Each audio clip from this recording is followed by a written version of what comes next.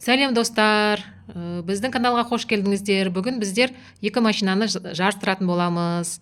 Енді бізде бірінші Хилкат, екінші Мерседес. Хилкатты жақын таныстырып өтейік, Темірлан. Ал есігін қалай ашамыз? Артында несі бар? Инструменті бар, ашатын. Соны ала қой. Багажникті ашасың. Сосын оны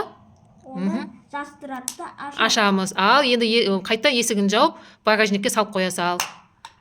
Ал келесі Мерседестің есіктері қалай ашылады?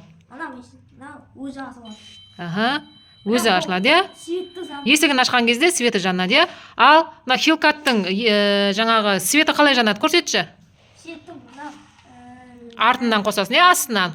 Ал сол кезде светі жанды, Ал керек емес кезде өшіріп қоямыз. Енді қазір біз достар осы екі машинаны жарыстырып көрейік. Ал Темірлан, бастай қой. Ал достар, біз енді екі машинаны қайсысы ұзаққа дейін жетеді, соны тексеретін боламыз. Ал Темірлан, баста.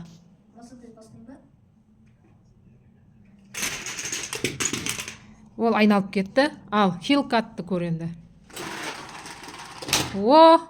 Бізде Хилкат машинасы мықты. Біз екі машинаны салыстырып көрдік. Бізде Хилкат машинасы мықты екен. Ал достар, сау болыңыздар. Каналға тіркелуді ұмытпаңыздар. Достар, осы видео Сау болыңыздар.